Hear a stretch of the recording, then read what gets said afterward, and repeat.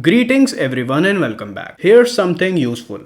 A DIY thermometer made completely from scratch using a custom PCB and a couple of 3D printed parts. The DS18B20 temperature sensor probe and the TTGO display board forms this project's core, and we have incorporated a lithium cell circuit on board to power this circuit. The DS18B20 temperature sensor measures the temperature, which is subsequently shown on the TTGO board's display. This project is actually a version 2 of a similar project that was produced before.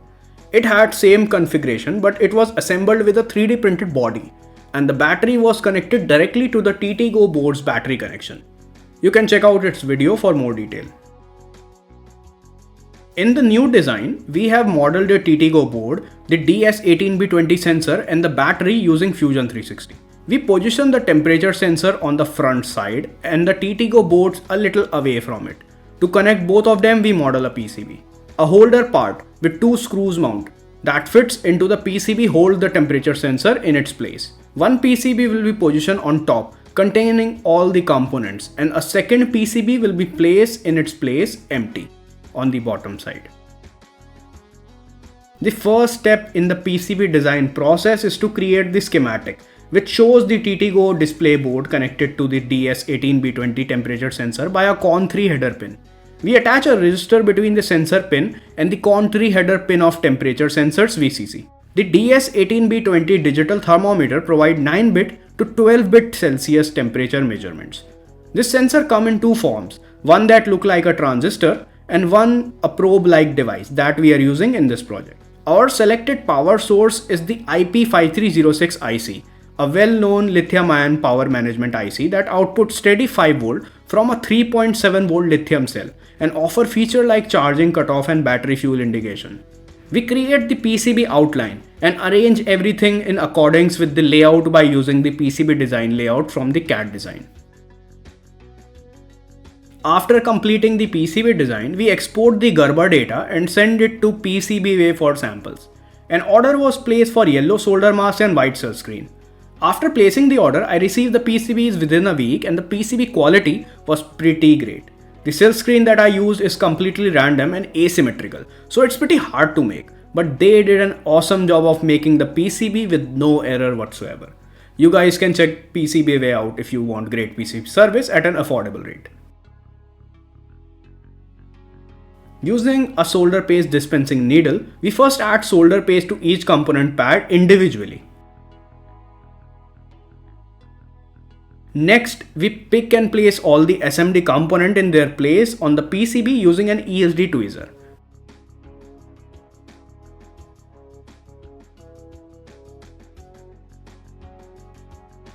With extreme caution, we lifted the complete circuit board and place it on the SMT hot plate, which increases the PCB temperature to the point at which the solder paste melt, and all the components are connected to their pads.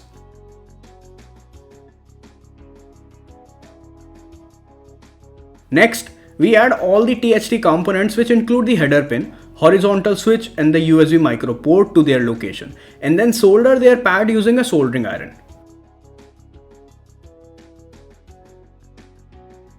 At last, we add the TTGO display board to its location through the header pins, and the PCB assembly is now completed.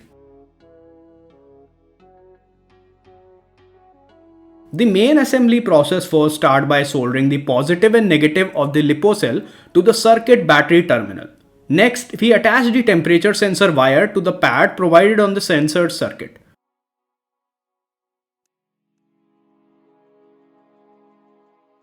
The temperature sensor holder and the back holder with the top PCB are then fastened with M2 screws. To keep the LiPo cell in its place, we use Kapton tape to secure it with the back side of the top PCB.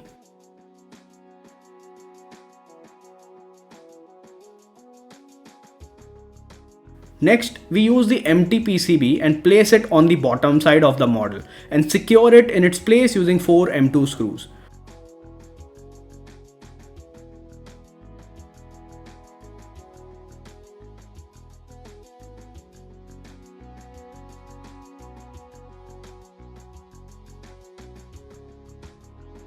The thermometer is now completed.